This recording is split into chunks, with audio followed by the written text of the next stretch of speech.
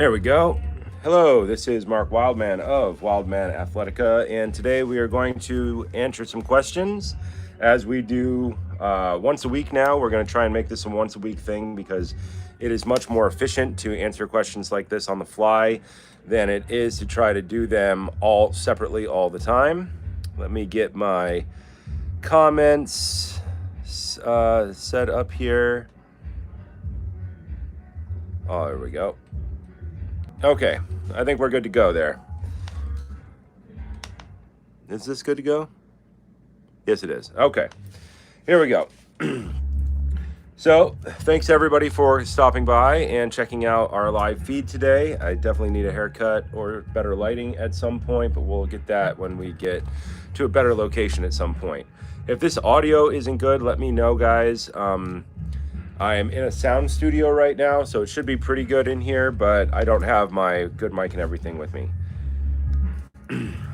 Let's start by talking about overall program design.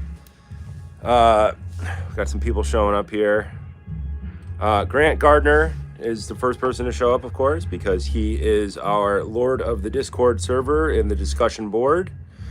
Guys, start throwing out questions for me whenever you want. Oh my God, did I just get a Go Team Venture? Go Team Venture, I love that. Wow, we are nerds.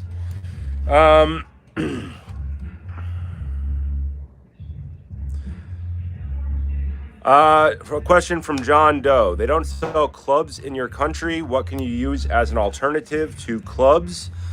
Good question. Usually we use clubs and kettlebells linked together.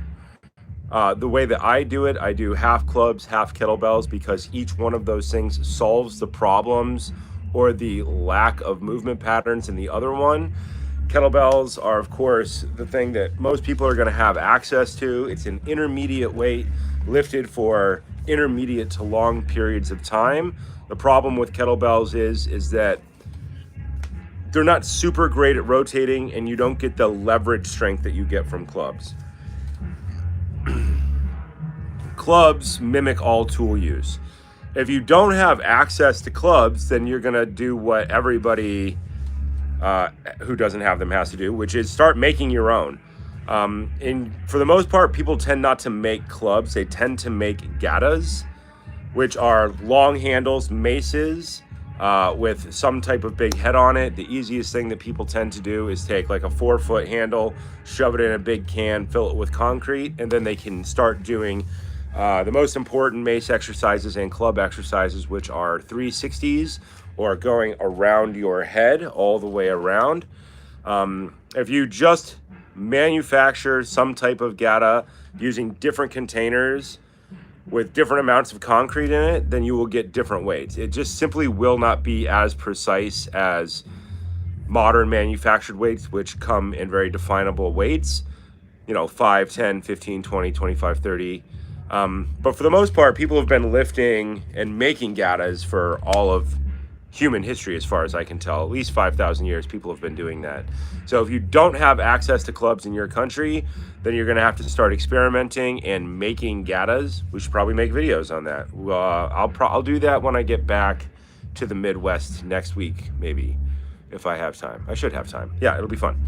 And they're fun to make. And something that you make yourself always has a much more personal feeling to it than something that you buy. So I would recommend you start making your own clubs. I know that that's not a great idea, but it is what people do all over the world. And it's certainly what you do if you don't have money and or equipment.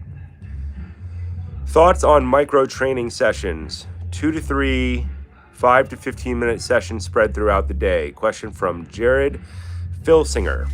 Yes, I love that idea. That's a fantastic idea. If I'm traveling a lot, I tend to do something like that. I'm on the road right now, and I try to get in 10 to 15 minutes in the morning as soon as I wake up, because right now I have very little control over the overall time schedule in my day, and then I try to get in 10 to 15 minutes at night. If you just pick up a mace and you do 10 minutes of 360s in the morning, then you're definitely awake. And then at night, do 10 minutes of Krav get-ups or something like that. Like a lot of people do 10 minutes of burpees or something like that, but I'm not that insane anymore. I'm just old. So I prefer something more like a Krav get-up. But I think that many small workouts throughout the day is more likely to have a better overall effect on your metabolic conditioning than one long workout every day. People who live in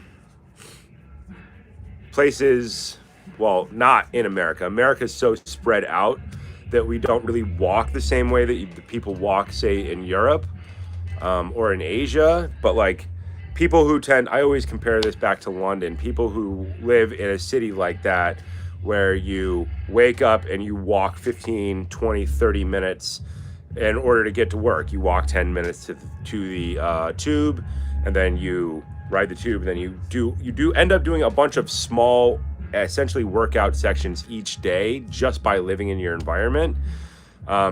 If you work on a farm, you also find yourself doing those bursts of work. Same thing if you're a construction worker, you find yourself doing those bursts of work. One of the things I used to do was roofing, and several times throughout the day, you would take 30 minutes and you would just haul shingles straight up to the roof. So 90-pound bale of shingles on the shoulder and go up the ladder, and you would do one whole side of the roof, and then you would do another section, say, after lunch. You didn't want to pile up too much stuff on the top because it tended to get in your way and you didn't want to move it twice. So I really like the idea of multiple small workouts per day because I think that it very well mimics actual human work patterns. So I think it's a great idea. If you're treating it more like professional athletics, if you were training like when you train actors for movies or whatever, then you would try to get in a training section in the morning, 20 to 30 minutes or an hour. And then if you can get in another one afternoon, usually separated by 6 to 8 hours, then that tends to be a really good idea as well. It has a very good overall effect on people, and you can organize your training very effectively that way. So you could do, say, the Strong and Fit 2-hand mill squat program in the morning, and that is a 20-minute section of work. And then at night, you could do something like kettlebell swings or Strong and Fit intermediate kettlebell, intermediate weight, intermediate complexity, intermediate weight program. And you can start separating out all those different programs at different times and different days. And you can learn a lot of stuff very, very quickly that way. You can take like your AB program design or ABC program design and start double stacking it. And now you can start getting in like 6 different types of movement skill training a week, which is really good if you need to make somebody very athletic in a very short period of time. So I think I've talked about that one good. Let me look at another question here. Grant says the audio sounds good. Excellent. I hope you guys aren't hearing that. There's some type of giant party next door, and the bass is really shaking this whole building. How would you program loaded kettlebell carries such as farmer's carries and suitcase carries for training in an apartment without much walking space? Eric Parker. Good question. For the most part, you don't. And if you live in an apartment, that's a tough one. If you're living in like a big apartment building in like New York, then you would farmer's carry up and down the steps. I had a buddy who was in New York during COVID, and that's what he did every day. He would farmer's carry up and down the 5 floors of his apartment complex, and he would just set a timer, walk all the way down, walk all the way up, and he would do that for 20 to 30 minutes at a time. But most apartment buildings don't have that many floors. Like if you're in Los Angeles, your apartment buildings are all just really small, little tiny apartment buildings.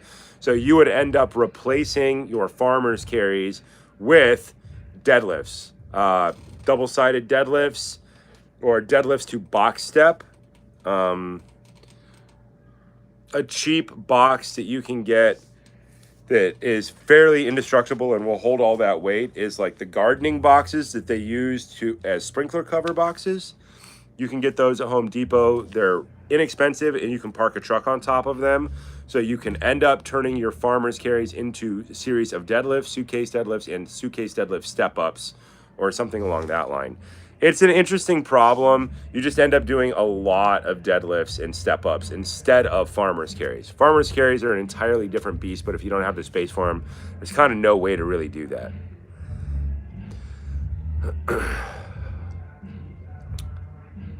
Next question. Any progress on the Get Up program? Yeah, I mean, it's all shot. It's all shot. It's just we are finishing this week our Bodyweight 101 program. And then I think that we're going to finish the edit on the Krav Get Up program. So the Bodyweight 101 program is going to be out sometime this week, hopefully. It's all uploaded and everything. There's just a couple final pieces that need to be put in there. But that program is very specifically meant to fill very basic movement patterns that I don't see in other bodyweight programs. And then I was thinking we would finish the Krav Get Up program because that kind of shows the whole idea of where the bodyweight stuff is going. The Krav Get Up program is very specifically a whole program just of breaking down the fundamental actions of the Krav Get Up, putting your hand down on the ground, passing a leg through, and standing up with all of your arms and legs and body pointed one direction to face an incoming threat. The Turkish Get Up program, I think we might finish that after that one. So we're have Bodyweight 101 this week, and then Krav Get Up should be done within maybe 2 weeks, but I think we'll release it in like 6 weeks so that there's a space in between there. And then we have a ton of footage for the Turkish Get Up program already shot. I shot it in a really cool spot in the mountains of California, but I don't know how good the footage really is because I pretty much shot it alone out on the side of a mountain last year. But it does look dope. But that one could be finished next. But there are, let's see, 7 times 5. 7 times 5. So I would need to do 35 explainer videos. And I'll have to get somebody to help me with the camera crew on that in order to get that done. And then we can put that whole thing into edit. And then, so maybe let's think end of June? End of June? What month are we in? We're in May. Yeah, I think we can get it out by the end of June. We will try. We'll come back and we'll talk about that every week. Every time we do these lives, we'll do a program update on these upcoming programs. Travis W. I'm a long distance trail runner. What's some kettlebell exercises to aid in that? Literally all of them. Literally everything in kettlebelling is designed to help somebody like a long distance trail runner. Trail running is personally my favorite type of running because you're running on unlevel ground with unknown step distance, which is really the best way to run. I don't really like running on pavement where all your steps are the same size and your foot strike is always the same. I much prefer to run off trail, different step size, different terrain. Everything is always different. You have to track the ground. It's really what the human brain is designed for. All kettlebell exercises that you do will improve that. Most people get much better at running when they just do something like a swing program. That's why we release a swing program first. If people have better hamstrings and better glutes, then they tend to run much better. So people tend to get into kettlebelling and they get the what the hell effect when they start running again because their posterior chain just got way, way, way stronger and more endurant. It's different than something like deadlifting because in deadlifting, the amount of time under load between 1 and 5 reps in a deadlifting set is a small overall amount of time compared to something like swings where you can build up towards doing swings easily for 10 minutes. Like that's not a crazy thing at all to do swings for 10 minutes. And so whatever your distance running is, you could take and start building up to holding a kettlebell for that amount of time as an off training day. And that would be something like marathon kettlebelling times without just doing kettlebell marathoning, which would be one exercise for the entire time. I did a bunch of this stuff last year. Super fun, build up towards 60 minutes to replace distance running just because I didn't have a place to distance run well, and I try not to run that much, especially if I'm on pavement because I've had so many knee surgeries. I'm just trying to save the knee. Everything in kettlebelling will be good for distance running. Everything. Specifically, single-sided clean and press, single-sided long cycle, and snatch. I mean, what else could you do? And of course, you should throw in some single arm club training, because that will train your knee to rotate and stabilize rotation better, and it helps the ankles and the arches of the feet get stronger. Especially if you're like a distance barefoot runner, which is obviously what I advocate the most. Distance barefoot running, you know, with like an axe in your hand or a bow or something fun like that. Let's find another question here. Okay, here we are. What are the best club exercises for a hump back? Are we talking about like a dowager's hump? I would say inside circle, outside circle, shield cast, leading into mill and reverse mill, because that opens up that upper posture. There's no way to do a mill. Let me say this again. If you learn to do a mill, you will have to open up and move that part of your back. That's why heavy club swinging has been recommended as a health modality for thousands of years, because just by doing it, you would fix things like that a little bit. Depending on what the hump situation is, I'm not really clear on what that means, but it sounds like weird posture and lack of extension in the upper spine with the shoulder. So I would say building into mills and reverse mills. Kraus, what do you mean by swings for 10 minutes? 10 sets, I assume? Yeah, in the beginning, it's 10 sets. Pardon me, guys. I was riding my motorcycle and I've got Los Angeles grime in my nose. Sorry, I know that's gross. 10-minute sets. You could do 10 sets in 10 minutes. That's the way it's normally trained for the first several years of training, so that people can work on building a strong hip snap.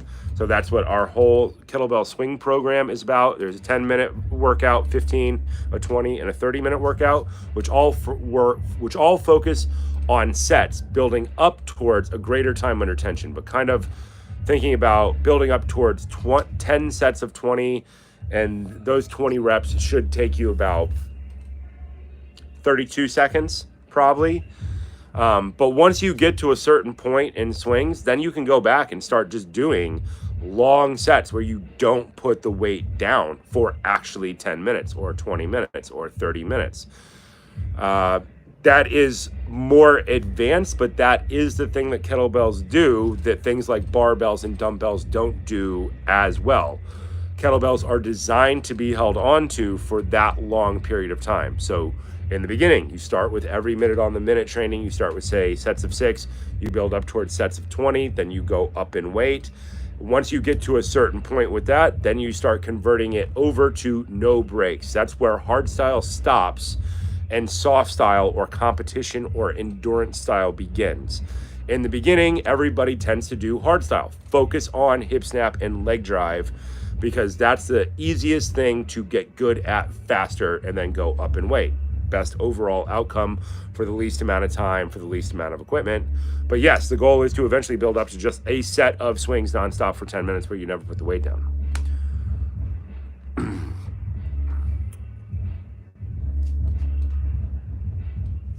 Any sport-specific preparedness for aerial, besides aerial grip training and OFC doing general physical preparedness using kettlebells and clubs?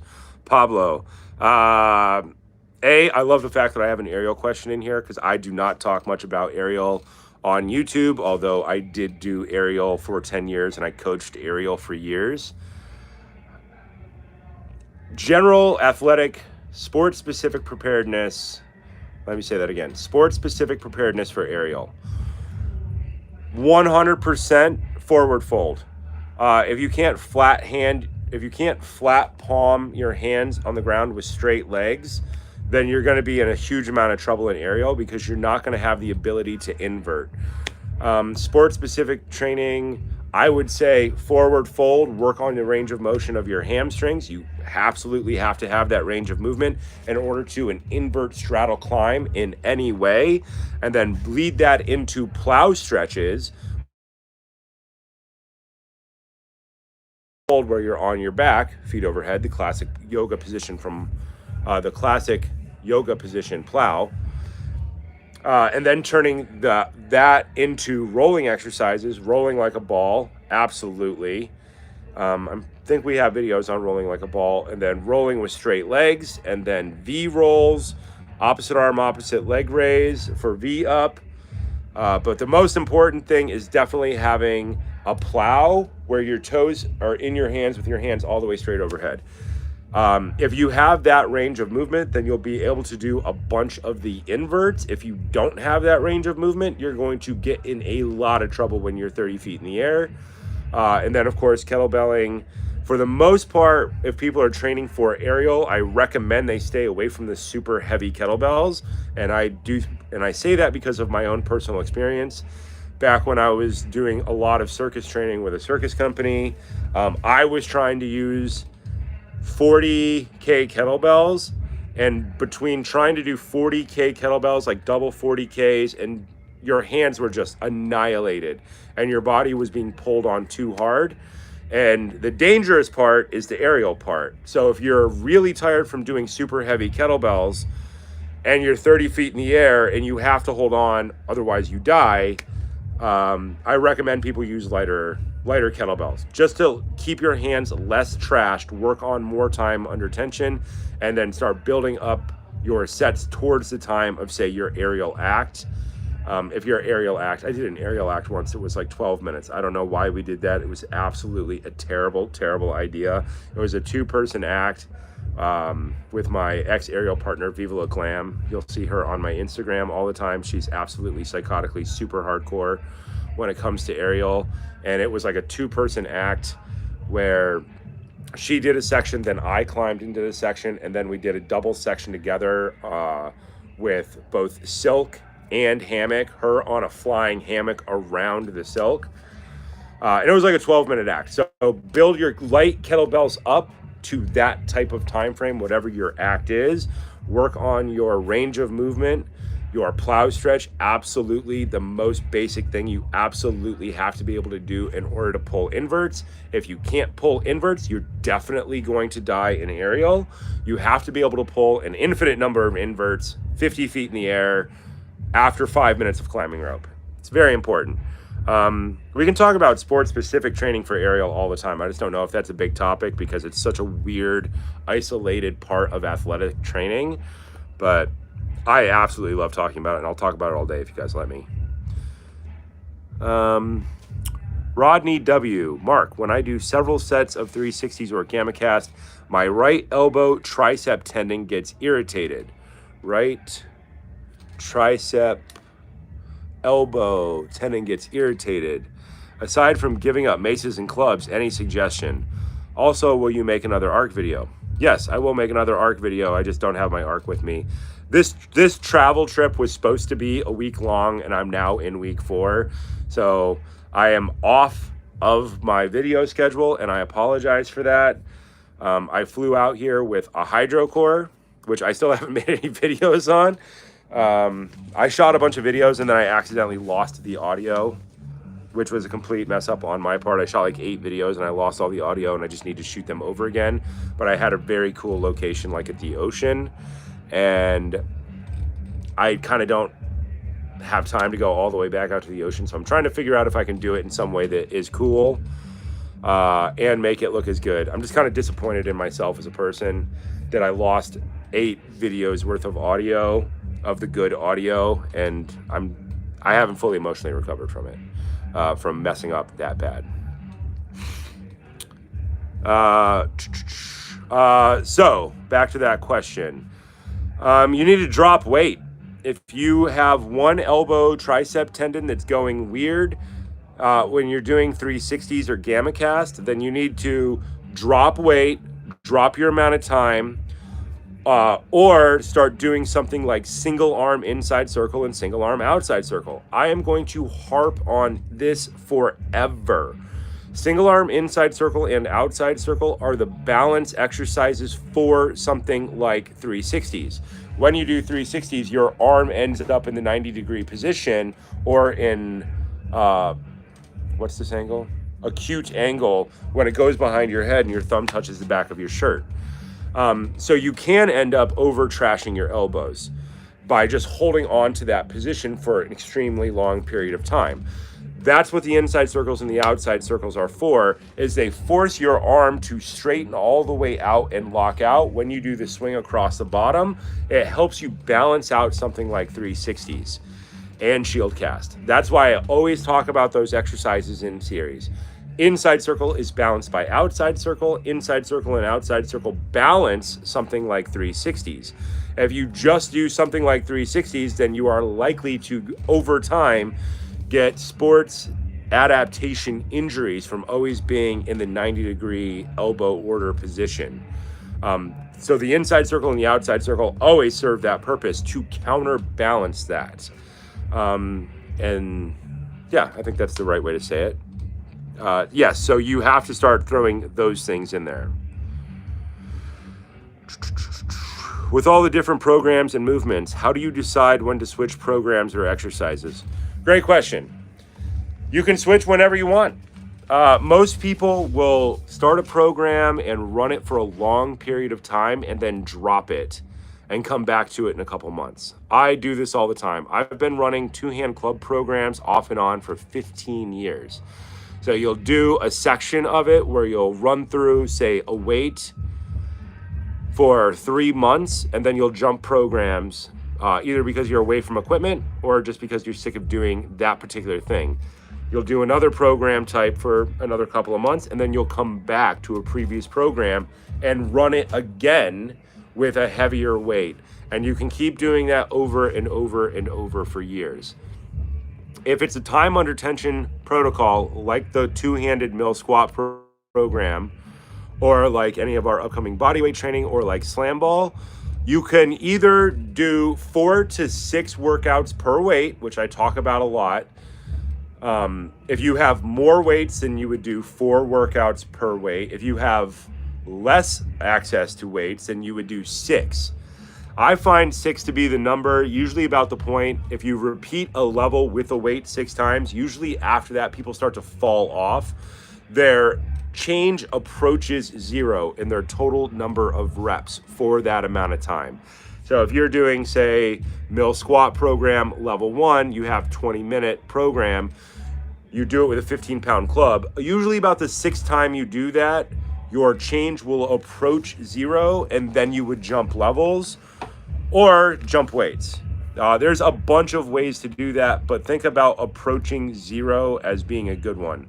Of course, you could also stagger level 1, level 2 back and forth, but still, every time you come back to level 1, when level 1 approaches 0, change, then you jump weight or you go to level 3.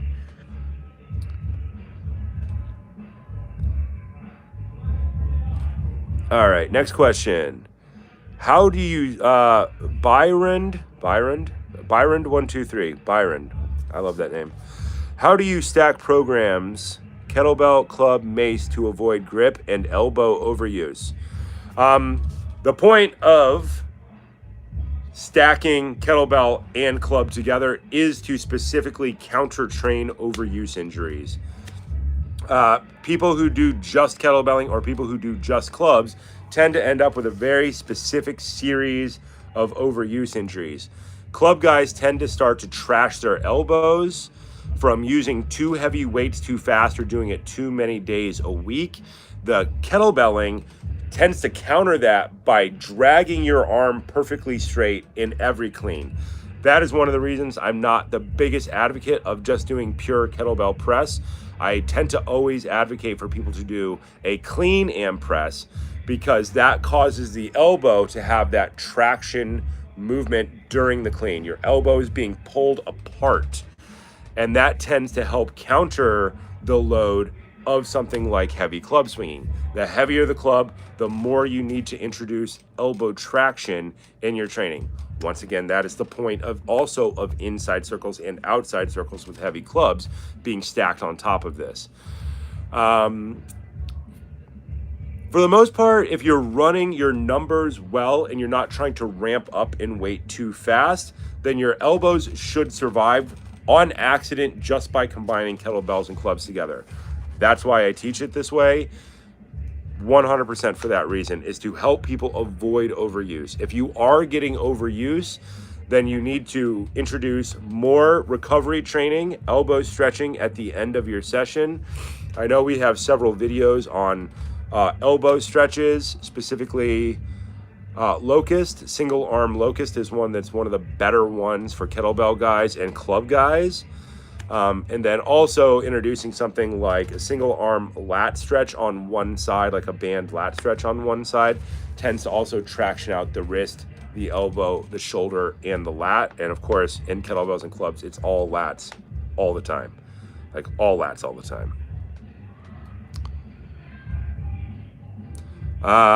False Profiteer. You guys have great names. I saw a video of someone doing Turkish get-ups with a mace. Any particular benefits to that instead of just using a kettlebell? Not really, no. If you're holding a mace by the section of the mace closest to the globe, you essentially just have a super short club. You can do that all day, but Turkish get-ups work best with kettlebells because you can lift heavier weight and it sits on your body better. So is there benefit to doing Turkish get-up with mace? Absolutely. You guys can do whatever you want. Instead of doing Turkish get-up with mace, I would do gun get-ups with mace, because then you would be actually utilizing the lever the way that it's supposed to be, and it would be forcing you into the correct alignment. Just doing a pure Turkish get-up with mace, I don't see the point in doing it. Kettlebells do it better, or convert it over to gun get-up, 100%. Gun get-ups, if you're using mace, are by far the best get-ups you can do with mace.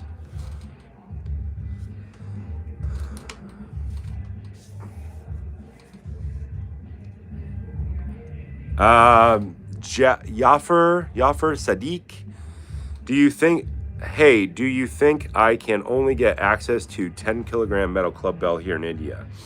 I think that sentence is a little off. I think that means that he can only get access to a 10 kilogram club in India.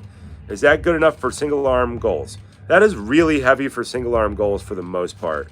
10 kilograms, 2.2 pounds per kilogram. That would make that a 22.5 pound club. You're gonna have to start with two-handed training for sure. 22.5 pounds, it does not sound like it's heavy. It is absolutely super heavy. If you aren't used to doing single arm training, you're gonna have to do two-handed club training. If you only have one weight, then you'd have to do something like Strong and Fit Mill Squat program.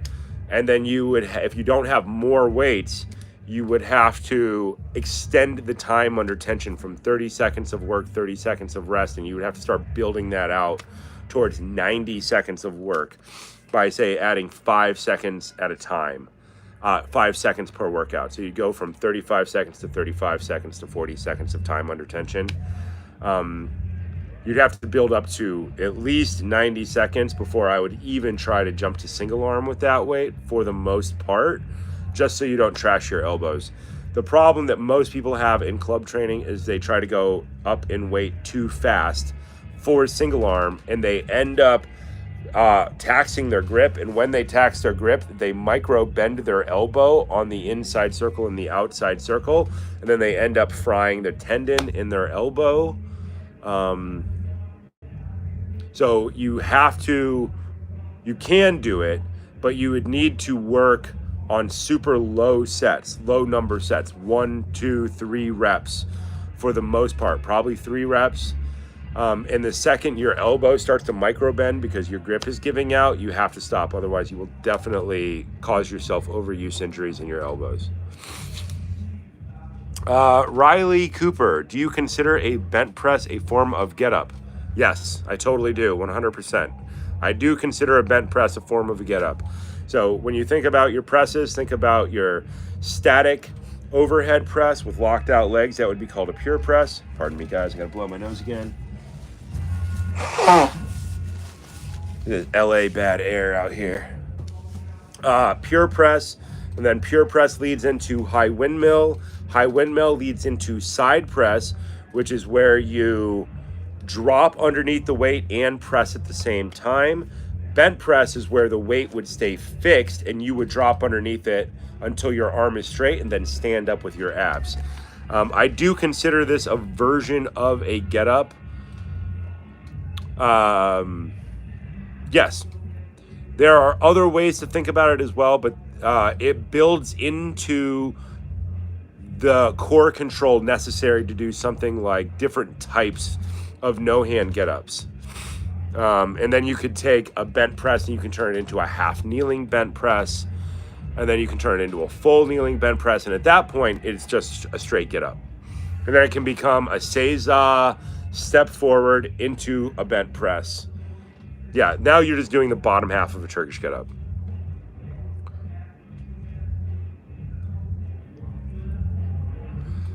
Brock Brown. Guys got great names. Is kettlebelling while on a prolonged fast advisable? If so, what specific kettlebell exercises would you recommend? If not, what physical activity would you recommend while fasting? If you're gonna fast, do everything the same. I would not tell you to skip any particular kettlebell exercise because you're fasting. The whole point of fasting is to kick your body into doing something that it doesn't want to do. So when you go into fasting after 16 hours, your body should be forced into ketosis, I believe. And then your body is just trying to use fat as an energy source. I highly recommend you do all your kettlebell training during fasting, 100%. It's a good way to help people reset their metabolism. It just tends to be hard on most people, like mentally and emotionally, to fast and then work out. But yes, 100%. Fast and then kettlebell, I would say no restrictions. I would say go crazy.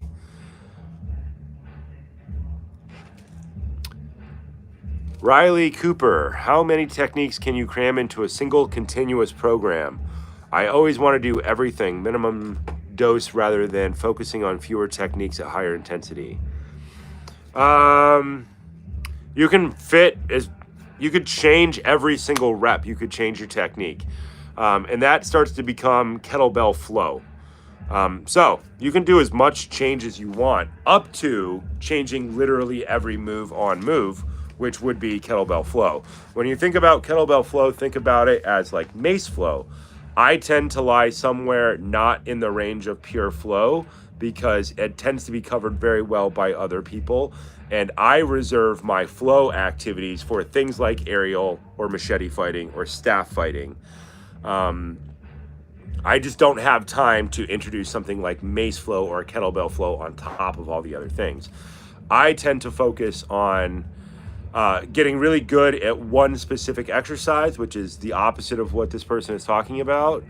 I want to get really good at clean and press because that's the way athletic programs have been designed for all of human history. You get really good. Olympic lifters get really good at power cleans and split jerks, and that is the basis of their athleticism. They spend 8-12 years working on those techniques.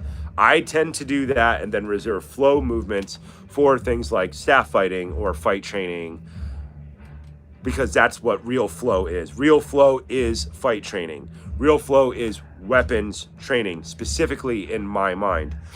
Empty hand or open hand is good, but I do think the human brain is optimized to use levers and then to do them in a chaotic way.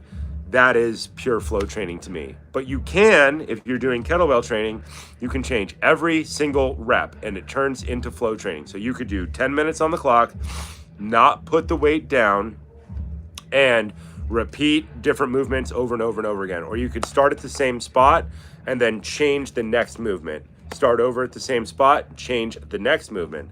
Clean and press, step back, clean and press, step out to the side, clean and press, step out to the side, inside circle, clean and press, step out to the side, inside circle, overhead press, skandasana, get up. You can do that forever. So yeah, do as many as you want, but be aware that by changing so much, you're not going to get the same type of benefit that you would if you focused on getting really good at one thing. Now I'm gonna sneeze. Man, it's dusty in here. I am gonna sneeze. Hold on, guys. Nope, I got it.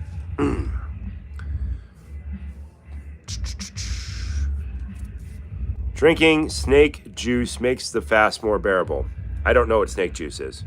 I'm assuming you're not just actually juicing a snake, like a cobra or something, or a Western diamondback rattlesnake. I don't know what snake juice means. And if you're on a fast and you have juice, I'm not quite sure it's a fast. Do a voiceover, okay?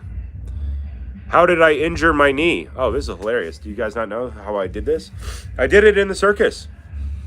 2008, 2009? Can't remember. Long time ago. I was trying to train to do a move called a suicide dive on cord leash or smooth rope. I didn't know anybody in North America who could do that move. The only time I'd ever seen it was from an Australian circus performer by the name of Stuart Christie. Now it's much, much, much more common than it used to be. People do it all the time, but aerial has skyrocketed since the advent of Instagram and Instagram stories because people all over the world can see somebody doing a move within 5 minutes of it actually being done. So the information spread super fast. Back in 2008, we're really pre-Instagram, we're pre all this other stuff. iPhones were just out. Get this dust out of my face from the shop eventually. And a suicide dive is an absolutely terrible idea, but it looks super cool. But I learned not to do things like this because the audience does not understand how truly awful it is, and they tend not to clap. The audience for aerial tends to clap at all the simplest tricks because that is what the audience's brain can actually comprehend. So a suicide dive is where you climb the rope straight up, then you do an invert straddle, you hook with one leg, and there's no knot. You simply pull up over the top and you make a saddle out of the rope. One hand in front, one hand behind. Your body is perfectly straight. You let go with this hand, you fall forward in an unsecure draft, that's why it's called a suicide, and you grab. So I was trying to do this 100 times in order to work on my own mental mapping of the movement. And I think I got to 89. And I did what you should never do. I was tired and practice was over. It was 9:30 at night. I'd already kettlebelled. I'd already done 9 suicide dives that night on top of a trapeze act, I think. And I said, I'll do one more. Terrible, terrible idea. I climbed up, I loaded the trick, and I knew it was over the second I let go with my top hand. I came and I missed the catch, and I did this 30 feet down onto a hardwood floor. I should be dead. I came down on my head and back, did a roll like you would do in judo, and the break fall. I essentially did a break fall, and when my heel came down on the ground, the shock traveled back up my leg and blew my knee apart. Because you're not really meant to break fall a 30-foot fall. You're meant to break fall, a 5-foot fall. So the break fall kept me alive. I didn't snap my neck, which I should have, or snap my spine. But the energy had to come out somewhere, and it came out in my knee. And my knee went, not the way it was supposed to go. I mean, it was literally, I destroyed my PCL, so my leg came forward, and I destroyed my LCL, so it came in. So I just had like an L-shaped leg in all the wrong directions. But that's part of something that really shaped me as a trainer is if you're tired, don't do the most dangerous thing last. And you'll see this in all of my training philosophy. Do the thing that's most likely to kill you first when you are fresher, and then move towards the safer stuff at the end of training where you can push. Trying to push that hard on a trick that's that dangerous was a really dumb idea. And I paid for it. I paid with 3 years of surgery, not walking for, 2 years very well. And then, I went to physical therapy once a week for 10 years on top of all of my other training. All the training that I talk about is all the stuff that evolved after I ripped my leg in half. So I was already a kettlebell trainer. I was already a club trainer. I was already a circus trainer. I was already a kung fu trainer. I was already working at a conventional gym in Hollywood.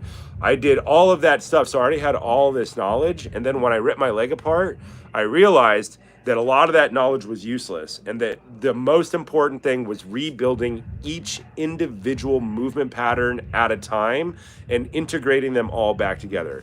That is what you see in my programs and training philosophy. What do you need to be really, really good at? You need to be really, really good at kettlebell swings. You need to be good at single-sided swings. You need to be good at clean and press. Single-side clean and press helps you balance out both sides of your spine. If you've been standing on one leg for 2 years, your whole body is shifted. And your abs are super strong on one side and completely gone on the other side.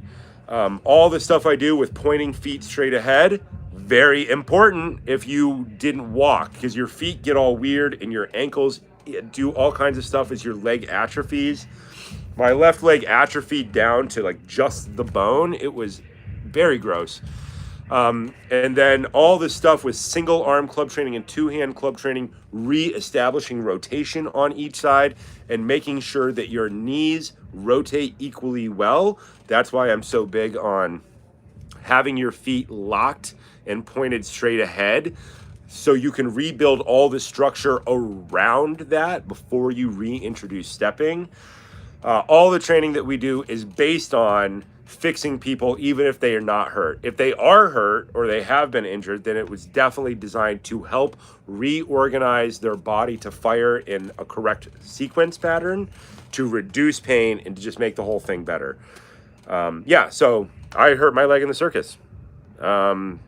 I did not get back to the circus. I tried to get back for the 2009 show. There was a big show that my circus company did at LA Live, and I was training for that when I got hurt, and I never got back. The doctor, of course, lies to you and says you're going to be back in 6 weeks. They are lying, straight up lying to you about that stuff.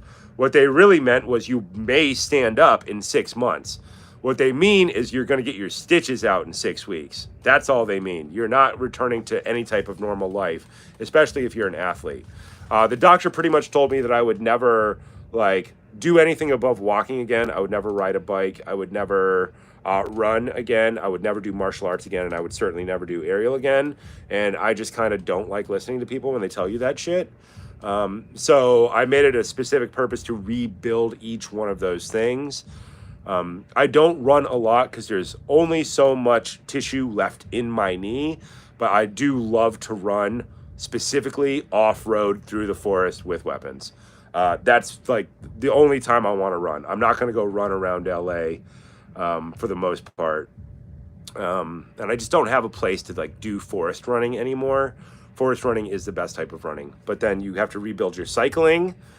When I first started to rebuild my cycling, I found a muscle on the inside of my leg that was not functioning in conjunction with everything else. And it put me down for another 4 months, because I went out and I cycled 50 miles on dirt track outside of, Washington, D.C. on the canals. And I just got really into it. And I ended up then having to go back to physical therapy because a muscle in my knee locked up for months. I got it fixed. I was on a movie. I had to get it fixed in London. I had to go to physical therapy around set time for weeks to get it back to square. Slam ball starter weight for men. I say 40. Mike Moss. Slam ball starter weight for men. I say 40, but that is 100% dependent on the person. If you're an Olympic lifter, start with 70. But for the most part, I encourage people to start with 40, and I base this very specifically on bags of grain. Bags of grain are 50 pounds, and so I want people to start under that. I tend to find that 40 pounds is heavy enough to force people into the correct position, say in their hug squat, that being the most primary position that I'm concerned with slam ball, because it forces the core to fire in a very specific way. And if people get it too heavy, then they tend to round their body all the way around it and they lift their tailbone up and they distort. 40 pounds, people tend to be able to get down. It's heavy enough to get them to sit back, and they can lean back and lift their chest up and work on the depth of their squat. If they start too heavy, they tend to try to skip that piece of the training, and then they tend not to squat all the way down. So I recommend 40 pounds for the most part. If you're stronger, maybe 50. But I do recommend people start with the lightweight and repeat that over and over and over and over again, because the squat depth is what we're really working on with that. If it gets too heavy too fast, people tend to throw out the good part of the squat training.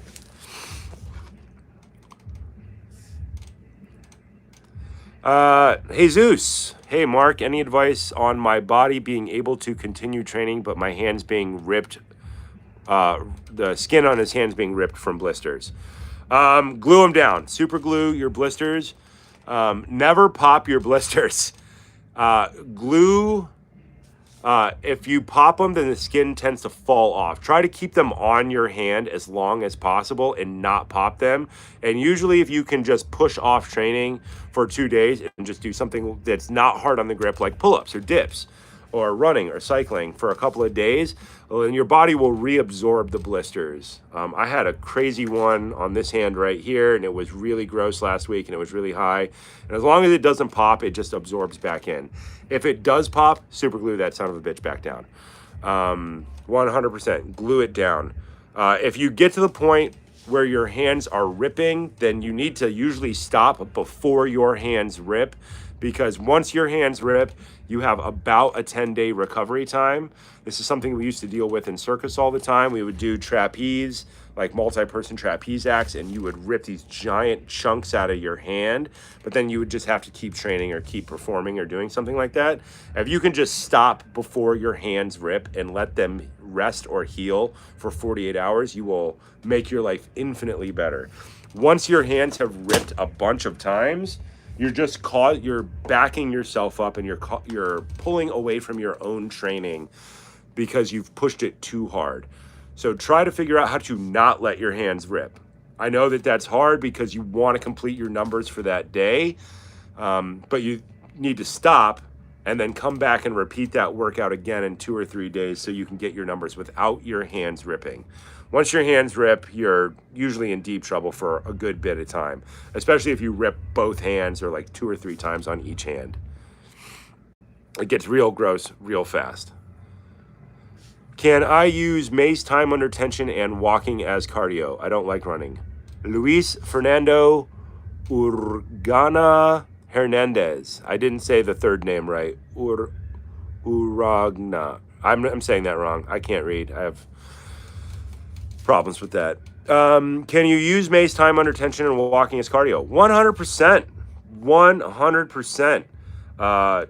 Go grab a couple of maces, put one in each hand, and go for a nice long hike. Absolutely. Just adding any weight to walking like that, and especially walking with some type of lever, I think is one of the better forms of more natural movement, and it's a good base level movement. If anybody grew up in the woods, this is what you did. You would go for long scouts, as we used to call them, in the woods, and you would carry muzzle loaders or something in your hands. And then that does double up as cardio, especially as you start stacking other load on there. If you're like walking backcountry, like I never leave the truck without a backpack with like enough stuff to keep you alive for at least 3 days. I don't care if I'm walking 1 mile away from the truck. I do not go out in the mountains or anything without that bag. So I tend to be building in cardio on accident just by doing that, because you definitely need to have your stainless steel water bottle single walled so that you can purify water. You definitely have to have your belt knife, your pocket knife, probably some type of saw, and an axe. But I'm a psycho when it comes to like my axes. I love my axes, especially my tomahawk. My tomahawk's the less useful in something like the Rocky Mountains. You should really have something like a forester's axe or something, but I love my tomahawk. Then you almost always have, I am a psycho, and I do have a wool blanket in my backpack because of where I grew up with the history of the Ohio Valley and everything. I'm big into water, a wool blanket, some type of shelter component like a tarp, and tools. Like I'll never go out away from my truck without that stuff. So yes, definitely add stuff to your walking. And usually tools are the best thing to add because you're actually simulating what you should be training for as a human, walking, carrying tools, and carrying load. The differences between a dead snatch versus snatches. A dead snatch stops and touches the ground every time. So that would be more like what CrossFitters do. CrossFitters tend to do like dead snatches, especially with single side dumbbells. They touch it all the way down to the ground each time. They rip it all the way up in a straight line. CrossFitting tends to be different because they tend to treat their kettlebell training like it's Olympic training. They treat their dumbbell training like it's Olympic lifting training. They tend not to treat kettlebells like kettlebells for the most part because they're not trying to get good at kettlebelling. They're trying to get good at Olympic lifting. So they tend to shove kettlebells into that different category of use. Dead snatch touches the ground each time, tends to travel in a straight line up. Kettlebell snatches, curve linear. Right? Curve linear. You should be pushing the weight back between your legs. It's an entirely different line. Think about dead snatches going straight up and down, kettlebell snatches being curve linear. They go in a curved line front to back from bottom to top. I obviously recommend the kettlebell curve linear snatch because it's designed to be done for 10, 20, 30 minutes. Whereas a dead snatch is not really designed for that. Think about a kettlebell snatch as being somewhere between power and endurance, depending on the technique you're using. Think about a dead snatch as being designed more for pure power, specifically like pure jumping power, straight up and down, trying to rip shit straight up and down off the ground.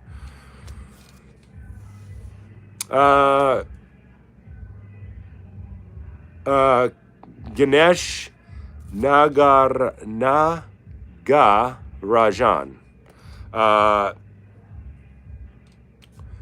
Kettlebell training started giving me wrist pain. Do you have any videos on hand placement? Yes, we do. We have a whole bunch about like clean technique and hand placement. If your hand is in the wrong spot, kettlebells will annihilate you. That is the most important thing about kettlebells, is your kettlebell should sit in the L of your hand, and it should go at a 45-degree down. If it's a barbell grip and it's going across the top and your wrist is bent like this, you're definitely going to have pain. Your life is going to suck. CrossFitters tend to do that because they're treating everything like Olympic lifting. So you'll see CrossFitters catching kettlebells like this all the time. I find it truly horrifying to watch just because I've been hurt so many times. I know that bouncing is going to eventually thrash you. With your kettlebell grip, you should have a perfectly flat wrist, and these two knuckles should be high, and they should be in line with this arm. If your wrist is bent in some weird way, specifically this way, you're definitely going to have pain. So yes, we do have videos on hand placement. It's an old video from like 2016, specifically about clean technique. But watch all of those. We talk about hand placement all the time in kettlebells. I think I've probably mentioned it in 500 videos because it is super important. If your hand is in the wrong spot or your wrist is in the wrong spot or it's cramped or something, you will thrash your wrist. The whole goal of kettlebelling and clubbing is to teach you better dynamics. Grip is super important. It is a fundamental athletic skill, and there's different grip for each thing. Kettlebell grip, competition grip, club grip, two-handed grip, mace grip, rope climbing grip, weapons grip. All of these are different types of grip, and you should be super good at each one of them. If anybody is a shooter, you will know that the first thing that people mess up when they start trying to learn guns is grip, and they end up with too much space in the back of their hand below the beaver tail, and it causes the gun to cycle weird and everything else. We talk about this stuff all the time, specifically with actors, because you can tell if an actor knows what they're doing on camera the second they pick up a gun if their grip is off. So we coach grip for everything. We coach grip for sword, we coach grip for aerial, we coach grip for weapons, we coach grip for kettlebells. Super duper important. We do have videos on it. Go watch all of them.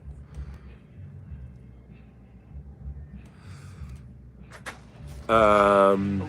Is it okay? Yeah, I'm still running here. I was just looking for a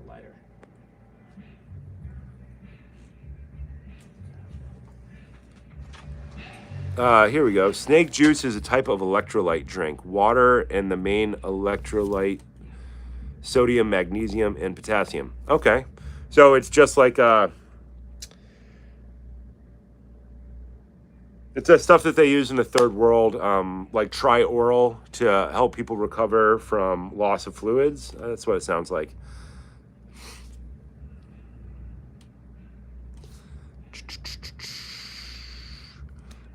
Michael Berry 1 got a 25 kilogram Bulgarian bag, and it's really heavy. Yeah, that is super heavy for a Bulgarian bag. When you think about starting weights for Bulgarian bags, you think in the 20 to 30 pound range. 25 kilograms is shockingly heavy. That's, what is that, 55 pounds maybe? A little heavier than that. 25 times 2.2, whatever that is. That is super heavy, and that is going to just be ripping on your core. 25 kilogram Bulgarian bag would be what I would consider an advanced weight for somebody who's already an extremely strong athlete. That is super heavy. How can you get better using Bulgarian bag? Watch our hydrocore videos. They're very, very similar, although the grip is slightly different. The hydrocore has these crazy round grip things, which I really like because they're different than all the other types of grip out there, and they're kind of similar but offset to something like aerial. Inside circles, outside circles, shield cast, halos, alternating circles. So there tend not to be in Bulgarian bag the same idea of inside circle and outside circle because there's no high hand. So they end up being circle left, circle right, alt circle. And those would be the most important movements building in towards our mill. Super important. I'm going to make a program for hydrocore, and it'll essentially be a Bulgarian bag program. It'll just be slightly different on grip. But watch all the hydrocore videos and start attempting to do those. The grip isn't so different that it won't transfer. So watch the hydrocore videos, do all of them, and that will be excellent. Hello from the other side of the world, Hadius. What do you think of Alexander Zha's isometric training? I am not familiar with Alexander Zha's isometric training, although it sounds dope. Alexander Zha, he sounds like some kind of super trainer from the Eastern Bloc. Isometric training would make me think of like Bruce Lee's isometric training that he did in the 70s, and he wrote a whole thing on it. He used to do isometric training, which is static holds, right? Am I thinking that right? Am I saying isometric right? Yeah, like getting in the bottom of a deadlift position and pulling on something that doesn't move in order to strengthen certain parts of the movement.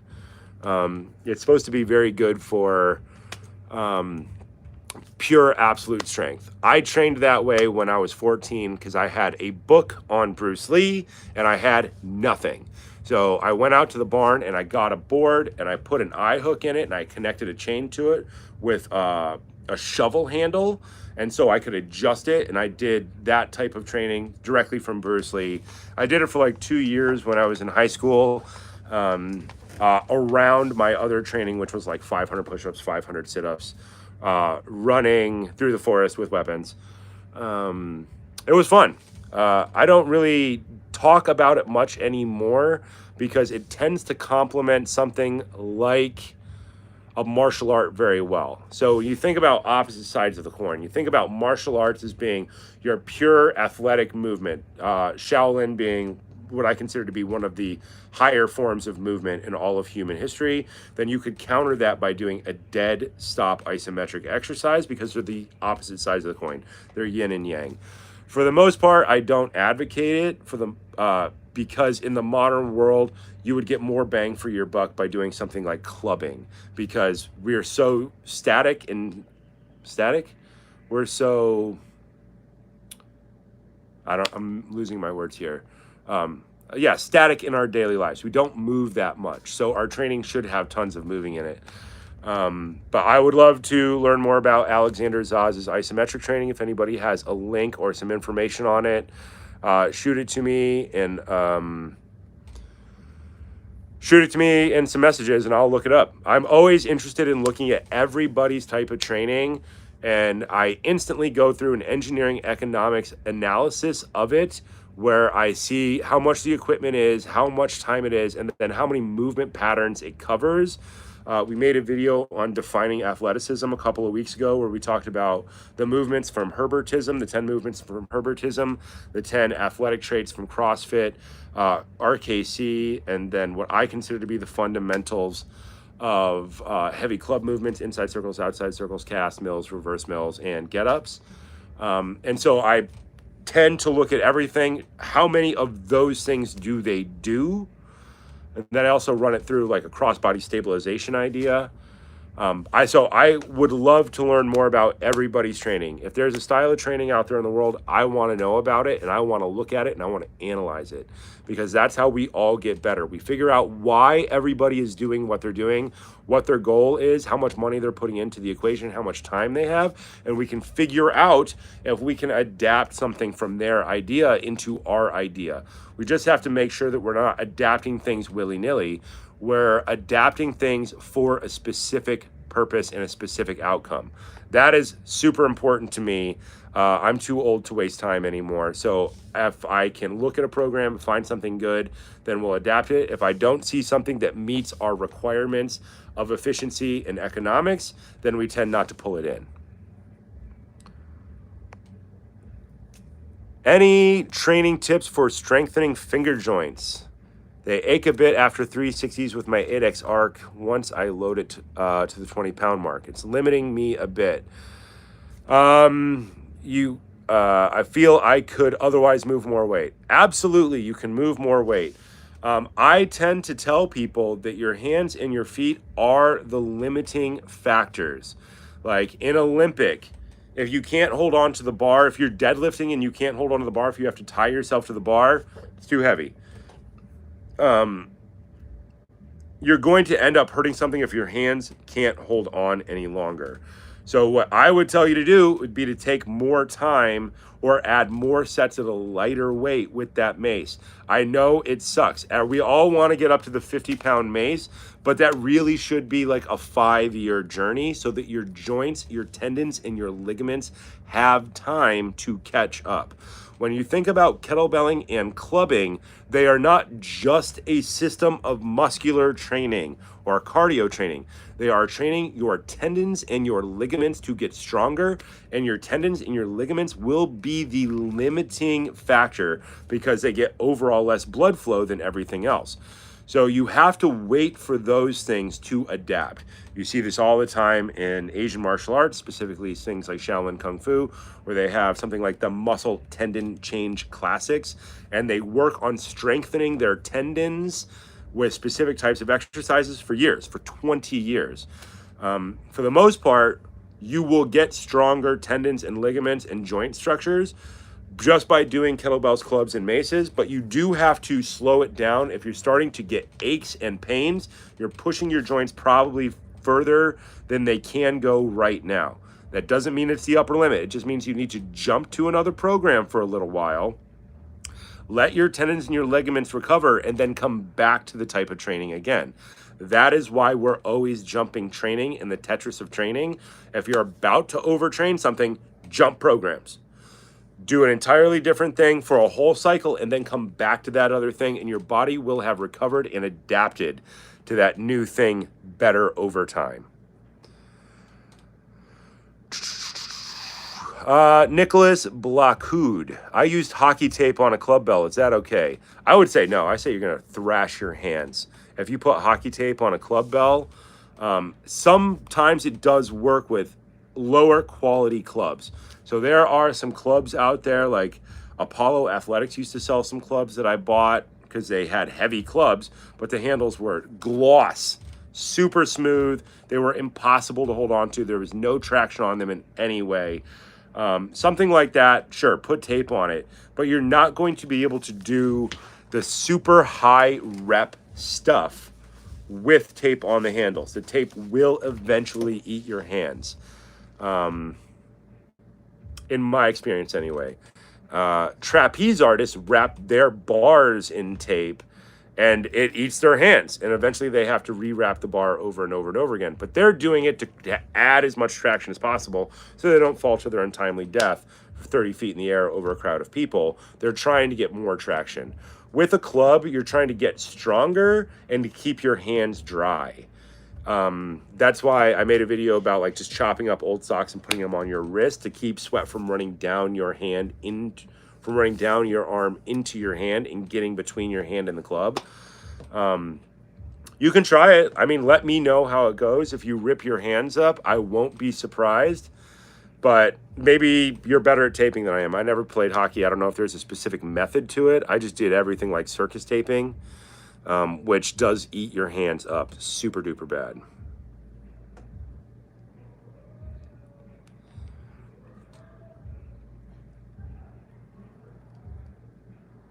Faith and fitness. I kettlebell in the morning, but fast until dinner. So that's okay as well? Yeah.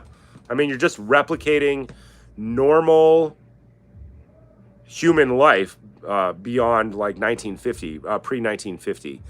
For the most part, people who live closer to the land tend not to have this regular eating schedule that we have in the modern Western world. For the most part,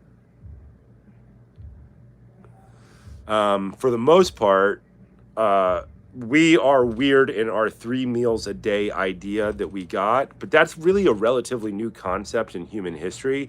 For the most part, people tended not to eat something like breakfast or whatever. And many cultures just ate on an entirely different schedule. So if you're going to kettlebell in the morning and then eat at night, I think that's fantastic.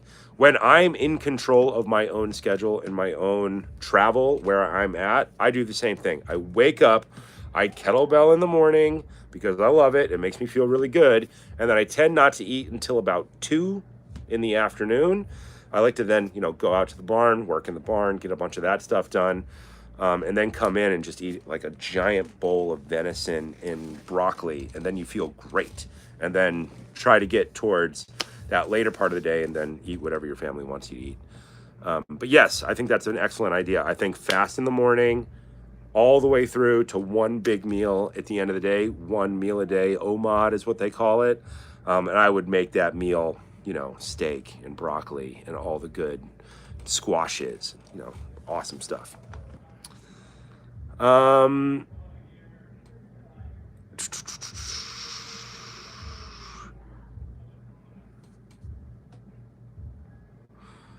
Do you have any suggestions for learning the muscle up? Bar muscle up or ring muscle up? Because they are 2 totally different monsters. Bar muscle up, yeah, there's some really great exercises for that. I get really bad at my muscle ups if I don't train. But bar muscle up, one of my favorite drills for that is just taking an Olympic barbell. Of course, you need an Olympic barbell for this in a huge rack, which you're not going to hit your head on. And you would set it up starting at a low height and rubber band it to the rack itself so it can't move. So you've made an adjustable height bar. You start at a rock bottom squat, put your hands up all the way overhead and jump to the lockout at the top and then roll off the back. And then over the course of time, move that bar up. But now you have to have a rack that's high enough that when you jump up, there's no cross beam over the top to clock yourself in the head. So it tends to be like a rogue monster rack that's super tall. That is one of my favorite exercises. I just love that exercise in general, specifically for muscle ups because it gets you that top half of the lockout. Ring muscle ups are an entirely different beast, and there's a whole series of training and exercises that go with that. But the problem with training for something like a ring muscle up is you have to have a place to put the damn thing. And that's really hard for most people to do, which is why muscle ups are such a weird skill. If you're going to do rings, you need Like I need a minimum height of like 12 feet in order to really do ring muscle ups because of my height plus the distance of my hands. Now I need to be off the ground. Now I need to have lockout to this high in order to be above it. That's like 12, 13 feet minimum for most people. So it tends to be limiting for people to be able to learn that exercise unless they're going to go out and spend $2,000 on a gymnastics ring stand to put out in their yard or something like that. If you live in the city, that's very unlikely. You're going to have to try to work on it on some place like a CrossFit gym, the only place that has ring setups actually designed for that. And I think there's like a couple of gymnastics rings gyms in England that I know about. But for the most part, it's super hard to learn just because the limitations of equipment. But we can talk about that stuff forever. I just tend not to talk about it in the last 2 years because I haven't been anywhere near a ring stand. I actually do have a 24-foot ring stand, but it's in storage because we used to use it for a circus. We put it on the roof of buildings, like in downtown, and then do aerial, like on top of buildings, so you're way high up. Super fun, super dangerous, but I haven't had access to that, so when I get a place to put that ring stand, I will start talking about ring stuff. Until then, for the most part, I'm just not going to talk about it much because it's limited by equipment. I'm going to keep talking about the things that I know that I can continue to talk about. Faust, great name. Hey, Mark, there are too many things I want to do. Kettlebell, clubbell, mace, calisthenics, running, swimming, and rock climbing. How would you go about programming this? A, B, C, D probably won't work. Oh, no, it'll totally work. You're just going to have to start double stacking times a day. So something like your kettlebell, clubbell, mace bell will end up being morning workouts. Your running, your swimming, and your rock climbing will end up being probably evening workouts for the most part, or that's how I would think of it. You would wake up and you would do your kettlebell, club, your mace. First thing in the morning, you would go about your day, and then if you're going to end up at a rock climbing gym or a rock climbing location, that tends to be later in the day. You can do it all. It just starts to take a lot of time, and traveling to some place where you're going to do swimming is probably a big use of time because you need to spend at least an hour in the pool, and then how far do you live away from the pool, and then what's your transition time for changing. Running is easy. Yeah, you can do it all. You can do as many things as possible. That's the whole idea of the Tetris of training idea, as you can pull in programs and throw them out based on time availability.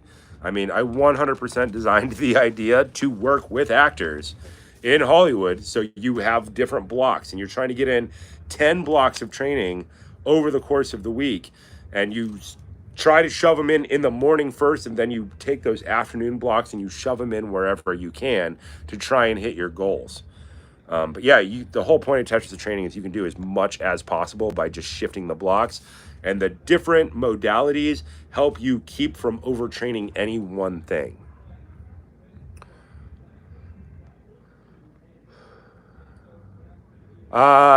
Temple Fitness. Have I heard anything about the Kraken getting released?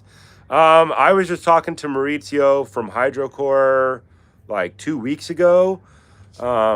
They're like everything in the world right now. It's supply chain issues. I would love to see the Kraken hit wide release, but I don't have a timeline on that for you guys. It is an incredible piece of gear. Like for a small, giant U-shaped water bag, putting 70 pounds of water in that thing makes an incredibly difficult squat. It pulls your body in so many crazy ways. It is a truly awesome way to train something like squats. And I asked him to make an even crazier, heavier version of it. But I think we're going to start running into how much size and water we can actually get in one space. Because I was like, make us a 100-pound or 150-pound one. But I think that might be running into the limitations of the engineering of the material and everything else. Antarctical. I don't know how to say that word. Hey, Mark, love your videos. Thanks. I'm currently doing a 16-8 fasting. When should I be working out? In the morning. So 16-8 fast means that they're eating for 8 hours. So they're eating from, say, noon to 8 p.m. Love that. That's how I tend to do it if I have control of my life and where I'm at and my locations and my food. I love that. Wake up, work out, get your workout in the morning, and then that will actually suppress your hunger down until you get to your noon meal. I say work out as soon as you wake up in the morning. That way your metabolism is high and your body is trying to burn all of the stuff out of your liver and then start converting it over to burning fat in that hour, say hour 14 to 15 and 15 to 16 is where that really takes place. So if you can work out somewhere around that hour 13, 14 mark, I think that that's a good spot to do it. Bob Dole, is there any way around high volume when training for strength? Or is it always low rep sets and volume sets, generally 5 to 10 or so? Is there any way around volume when training for strength? Yes, have heavier weights. There is a problem. So you're always running into this economic concern. So barbelling is, you can keep it at 5 sets of 5 because you can add weight to the system and you can micro load a barbell. The problem with kettlebells is that they're a different beast. They're tend to be a fixed weight or even an adjustable competition kettlebell. They're intermediate weights. And they're harder to micro load. So if you have a fixed weight kettlebell that's 24K, if you want to get stronger, the only solution is volume or adding crazier complexity. There is a limit. Now I am going to sneeze. It's dusty in here. Sorry, guys. Oh my God. Yeah. Get all that shop stuff out of my face. There is a limit to what you can do with a light weight. Your only solution is volume unless you have heavier weights. So if you have access to more and more weights, then keep your sets low and go up in weight. It just gets expensive. When I had my studio in LA, I had all the way from 6K up to 48K because that was the heaviest that was available at the time. Otherwise, I would have had heavier. Yeah, big, heavy weights solve that issue. There are a bunch of companies making dumb heavy weights now. They're super durable. Like, I think that they are a good use of money. I have my eye on a bunch of the Great Lakes Jira kettlebells because I've seen some guys use them. And they're wide enough. The handle is wide enough. You can actually get 2 hands on it without your hands like overlacing or doing something weird. Like on a competition bell. On a competition bell, my pinkies stick out because that's as big as the handle is. These new monster kettlebells have bigger handles, and I encourage companies to put even bigger handles on them so you can get full 2 hands on them. I think that those big kettlebells are a good use of money because they literally could never go bad. They will be around long after society is gone, and probably they'll be around long after humanity is gone because they're just that big. I really like those, but they are expensive. So you would start setting yourself up on a budget for equipment, and you would take all the money that you would spend on something like CrossFit. My CrossFit gym is like $250 a month, and I almost never do CrossFit there. But I want to keep that gym supported and going because it is a good gym. CrossFit Gambate in Los Angeles. And take that $200 that you would spend every month at CrossFit and put it in a bag and then buy a bigger kettlebell. They never go bad. You're just going to have a place to put them. Those big kettlebells will totally destroy a house if you drop them or do something wrong. They should probably live outside in the garden where they can't crush the earth. John Kenny, tips on the 4 kilogram jump in kettlebells on Nerd Math. I don't understand that as a question. Tips, yes, that's the heavy light cycle. We're always jumping back and forth between a light kettlebell and a heavy kettlebell. And that is a built-in step down where you would go light, medium, light, medium, light, medium, light, medium. And they all run on their own different math format. And that is specifically for keeping athletes alive. The lighter weight, higher volume. The heavier weight, lower volume. 4K jump, so think 4K times 2.2 pounds per kilogram is an 8.8 pound jump. It's a pretty serious jump for most people, but that is a classic jump. I mean, they used to be 16K, or what was it? Yeah, they were always 8K jumps, right? 16 to 20 to 24, 24. Yeah, they were always in there. Yeah. Yeah. Sorry, Nicholas. Yes, salute. I've been riding my motorcycle and going to the shop and helping a special effects buddy of mine in his shop, and we're blowing FX dust everywhere. FX dust is like super, super fine, like talcum powder level dust. And once it gets up in your head, you spend about 3 days, like I am now, sneezing and blowing your nose a lot as your body tries to process all that stuff out. Usually, I didn't get to do it this morning, but you work out, you wake up, you work out, you do something like Mace or club for 20 minutes, get all of this stuff moving, and then neti pot, and it will drag FX dust out of your skull for several days. It's super gross. You get this like brown water goo coming out of your head. And I have about 2 more days of that at least before I get this stuff out of my skull. And every time I'm in LA, I'm at my buddy's special effects shop, and this happens to me every time I'm here because we love to do dumb stuff. Like we were making a giant foam machine the other day to like build a foam party machine. It was super fun, but then we got FX dust out, and then it got to be foam plus FX. It was very gross. I don't think my socks will ever recover from that particular day. I think I'm gonna have to throw those ones away. S. Miller still has an American-made Dragon Door kettlebell from 2006. Clutch. So do I. I still have my Russian Reds and some of the old Dragon Door bells. I have a bunch of bells that are gone. I've spent so much money on kettlebells over the years. It's nuts. And I'm certainly missing a huge pile of kettlebells somewhere. I think my clients just would borrow them and never bring them back, and I would forget about them because I had like 50 kettlebells and I just never found them again.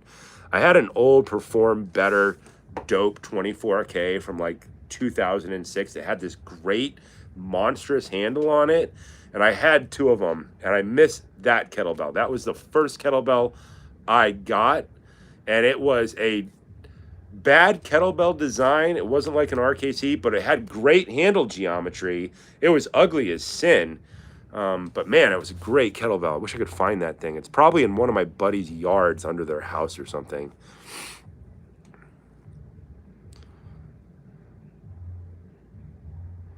In the Tetris training program, how would you do clean and press and long cycles on different days? I would do them on different days.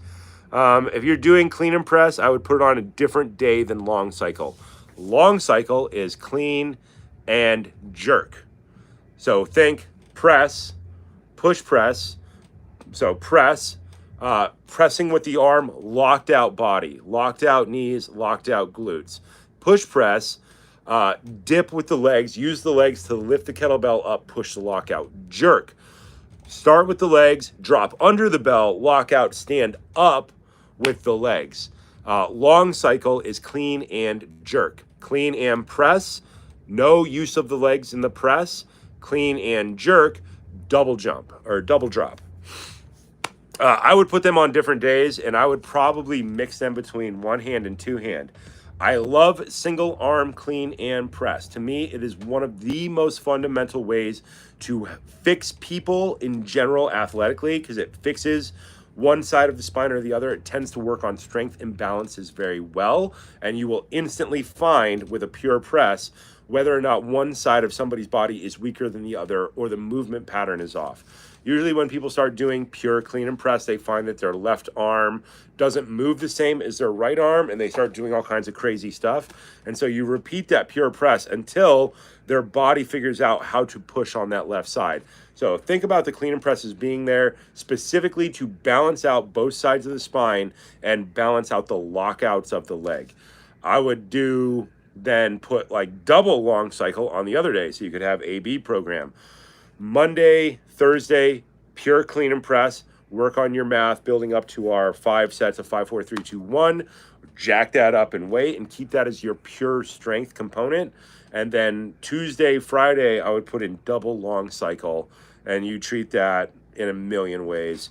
It could be time under tension pure, which is super hard for most people in the beginning, but probably setting up on a metronome and doing, say, 1 rep every 6 seconds. That would be 10 reps in 60 seconds. Do a minute on, a minute off, turn it into a volume cycle, and start running numbers like that. That would be a good way to do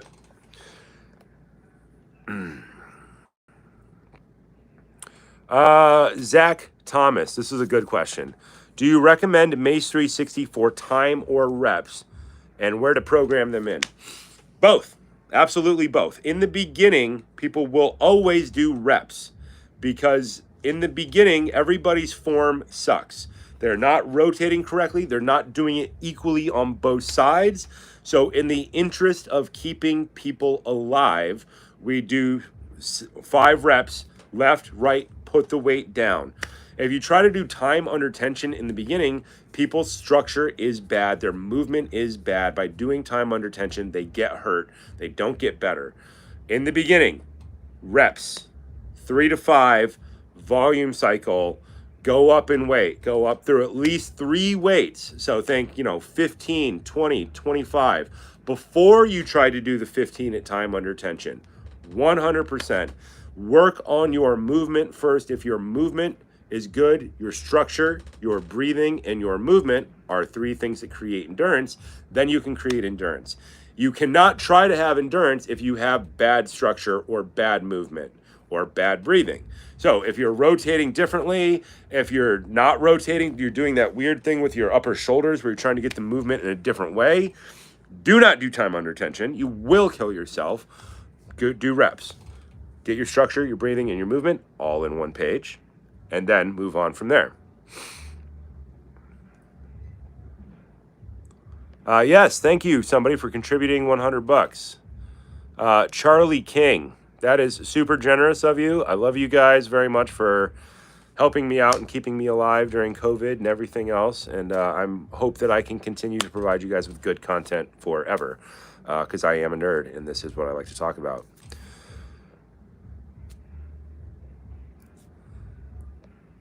Single arm club is more fun. Edwin Knuth. I agree. I love single arm club, but two-handed club, I think a two-handed club is being Conan. Think of single arm club as being hunter-gatherers. Am I saying that right? Yeah. Two-handed club combined with double kettlebell training, like we're going to turn that into a program, and it's just a beast program. We're just going to call it Conan or something stupid like that, where you would do 2 days a week of heavy club training, and you would build up towards like 50 pounds minimum. But now that the more weight is becoming available, the goal is to get up to the 80-pound weight once that equipment becomes readily available, because that's the weight that the Great Gamma, famous wrestler, used. 80-pound club, and then 2 days a week of monster lifts with double kettlebells. That's going to be a sexy program.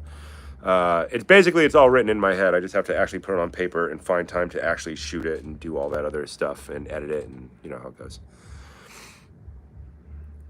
Faith and fitness. Shouldn't we all be doing swings while we watch this? Yes, I highly agree with that. Faith and fitness. I think that we should look up the historical weight of crosses. I did this in church over Christmas time, where I came up with a list of different sources of weights of crosses and then transferring and using those as weight goals.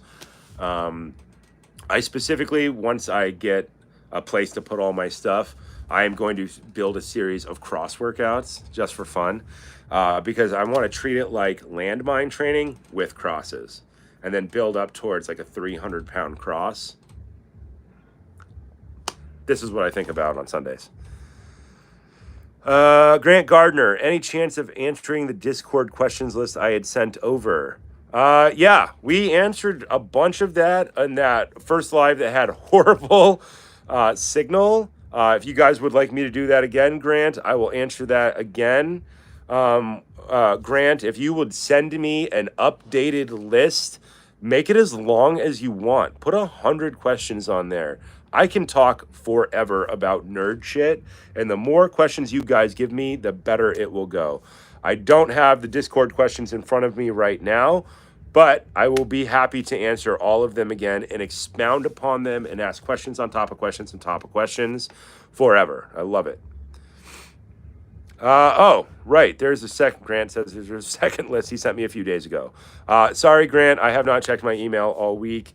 I was in editing class for Adobe Premiere because I want to up our video quality and reduce my workflow time so that we have time to do more sexy stuff. I would love to do cross workouts. And I have a whole barrier series of videos I want to do, and I just don't have time to do it. So I was in editing class all week. Get better at a skill, practice a skill, go ask somebody who's an expert in it to tell you how to do your skill better, implement that skill. Then I'm going to go back to that class in a couple of months and try and do it again even better. But I am super duper behind on emails and everything else this week. Alexander Martino. Hi from South Italy, gang. What's up? Love that area, South Italy. I did a couple of movies in that region. I'm not sure.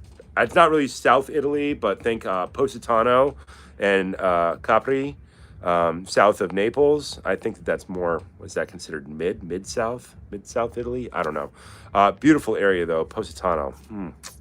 Great ocean, absolutely fantastic. We stayed at a house there on the coast between, I think it was Positano and Amalfi. There's that little spot right there. And we had some of the best food. And we had a boat offshore, and we would wake up every day and jump into the ocean. And it's like clear and 80 feet deep. And we would swim out like 400 meters to this giant boat that was out there, and then do boat stuff and sail all over that area, and then come back and swim back to shore for dinner.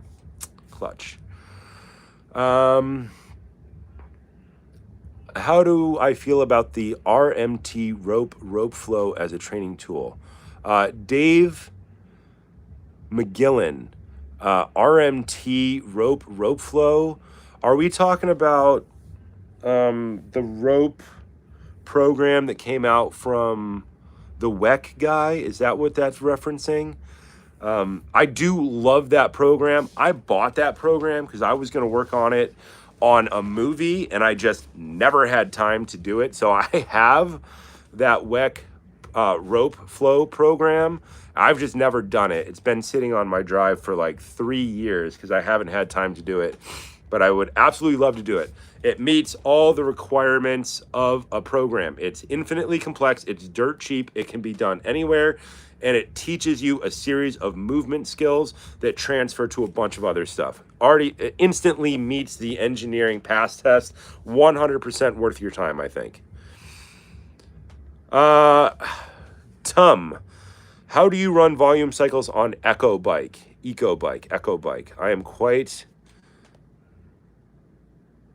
of condition wert it. I don't. Tum, could you please define that? Is an Echo bike, is that like an assault bike? Assault bike is a whole monster of different types of training. Something like an assault bike is just meant to be terrible. That's all. Its only reason is to be as awful as possible. I personally hate assault bike. My buddy JP, the lead coach at CrossFit Combate, makes me do it every time I'm in there, and I always want to shoot myself in the face. I would rather mountain bike 50 miles and get on an assault bike. Although I do it when my coach tells me to do it. I do what I'm told, and I work because he has a plan. And if your coach has a plan, listen to your coach. But there's a bunch of ways you can program for Echo. I mean, I think that there's an infinite number of ways. If you could help me define that for volume cycles, for the most part, it would be, if I understand what you're saying, you would do X amount of output, do X number of calories, take a hard stop, take a break for X amount of time, and then start adding up cycles of that. That's like pure power training for cycling. There's a ton of ways to do that. We can talk about that all day as well. The biggest math problem for most people has always been the large jumps between the traditional weights, 16, 24, 32. Any thoughts on making the jump? Yes. That's how I learned, 16, 24, 32. It was truly awful. The introduction of the 20K kettlebell made everybody in the world's life easier in the introduction of the 28. Taking those jumps from 8K down to 4K, huge benefit. And taking them down to 2K, even better.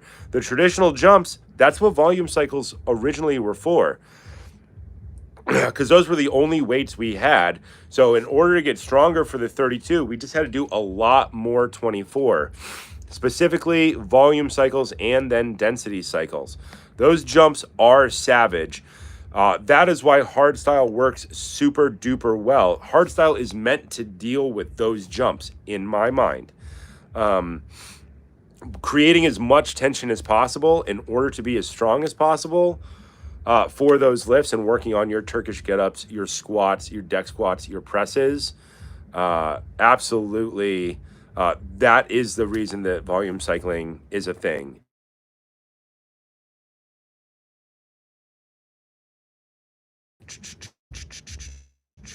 Principle of Herbertism, and are kettlebell swings adequate to meet the jumping principle of Herbertism? Question from Brock Brown. I feel like Brock Brown has a lot of good questions. I 100% think so.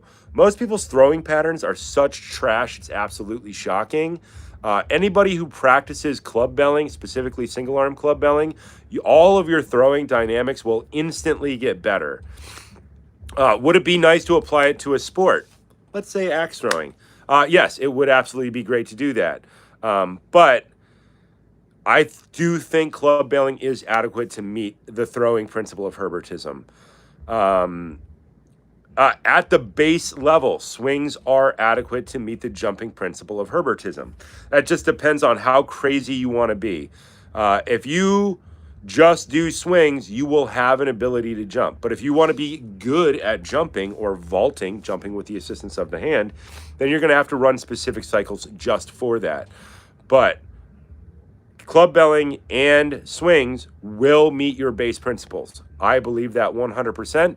The question is, how good do you want to be at that thing? But anybody who does club belling will have equal throwing patterns on both sides of their body, which is on its own astronomically a good, super good idea. What is your opinion on Pavel's simple and sinister system? Simple and sinister system. I absolutely love it. Nicholas Blaucard. Blacude? Nicholas Blacude. I love simple and sinister. I did it for years. I mean, that's how I started. That's how we all started. Simple and sinister is a good idea. It breaks down after a couple of months. Then you have to start introducing other stuff. Simple and sinister is swings and Turkish get-ups. I think swings twice a week, Turkish get-ups twice a week, or did they mod it now and it's swings and Turkish get-ups every day? It's a good idea. It meets most of your base athletic conditioning principles, but you should really throw in clubbing on top of that as well. Simple and sinister is an excellent place to start, but it does break down over time. That's why I wrote a monstrous swing program. It's expanding on that idea of simple and sinister, but helping people continue to get more out of training incrementally. The thing with Pavel and simple and sinister is that they're really big on just do this. Do 10 sets of 10 every day, and it just keeps going. I have to take an incremental approach with people because I'm used to being hurt and working with people who are hurt. So we start with sets of 6. We build towards sets of 20, and then we jump weight, and then we jump back and forth between weights, and then we do start stops, and we do all these other things in order to continue to get good at the fundamental idea of swings, which is hip snap, but continue to do it in a way that won't eventually drive you crazy. Simple and sinister will eventually drive you crazy because you're repeating the exact same thing over and over and over again. The human brain craves complexity, 100%. Craves complexity. That means different reps, different weights, different movement patterns. They can all still be in the simple and sinister idea, but at some point you are going to have to write shit down and track numbers in order to get good at anything. Simple and sinister is removing a lot of the things that keep people from doing training in the beginning. They make it very easy, just do this. but it does break down after 3, 4, 5, 6 months. You need to add something else. Otherwise, you'll stop doing it and you'll stop getting the benefit out of the program. Dan Eselide, God, I'm terrible at pronouncing names. Is there a ladder math for using 3 different weights for light, medium, heavy? Absolutely. There's math for everything. You're going to have to be much more specific with that question. Specifically, ladder math tends to be applied to clean and press. But Ellis all day. Yeah, ladder math can be applied to definitely light, medium, and heavy. I mean, it's designed for light, medium, and heavy. You would take your total amount of work capacity on your light day. Your total work capacity should be higher than it is on medium day, and it tends to be about twice what it should be on heavy day. Rough idea. I think I said that right. Tracy Allen. Am I going to do a video on walking patterns? I hadn't thought about it. I was thinking about it in a weird way yesterday because I did a ton of competition long cycle the day before. And when you do a ton of competition long cycle, your walking pattern gets weird for like a day if you don't do mills after the competition long cycle, because it's all straight line, curvilinear, moving up and down. Your hips get really blocky and get really tight. And I didn't have time, and I threw off your walking pattern a little bit by not reintroducing the mill pattern in there. It gets weird, and it gets, yeah. So we could make videos about walking patterns. I had a model friend who wanted to make some videos on walking patterns for models and strengthening exercises for models. So we're going to maybe do that tomorrow. I don't know. We'll think about it. Walking is a whole skill that's taught in modeling specifically, and there are walking coaches, and people who do like big red carpet events and stuff actually have walking coaches to help people learn how to walk better. So we could probably talk about it. It's fun.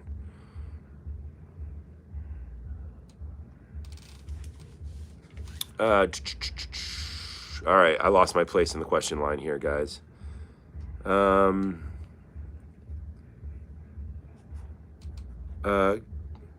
Blakud? Yes. All right, guys. Thank you guys for coming in. We're at like 106 minutes. I could talk forever. I should stop now so we actually have something to talk about next week. Let me know what day and time you guys would like to do next week. I'm thinking Thursdays are a pretty good day. I'm trying to lean into the 4 o'clock range, Pacific time, because I'm trying to hit all the time zones, but I am open to whatever you guys suggest. I don't really know where everybody really is, so I'm kind of doing it based on where I'm at in the world right now. But give me times and recommendations. I'm thinking Thursday, but let's figure it out. And always come back with these questions. I learn a lot from you guys by answering your questions, because you guys force me to think about things in ways that I wouldn't otherwise think of them. That is the point of being a trainer, is people ask you a bunch of questions, and over time you go out and you seek the answers and you try and come up with the best possible answer. And then you isolate, and make your answer shorter and shorter and shorter over time. We are applying pure engineering principles to all of these ideas. The underlying idea that we're always trying to meet is time. How much time do people have? How much money do they have to spend on equipment? Is that equipment durable? And are we doing a program that will effectively help people correct movement patterns that have been destroyed by living in the modern world? We are all victims of our society's success. Society's success. Yeah, I do have a lisp. And we would like to always be answering those questions, because those are the things that I think are the most important. And I'm not sure anybody else is thinking about this in this engineering way. All right, guys, thank you so much for coming in. Have a good day, and come up with more questions for me for next week, guys.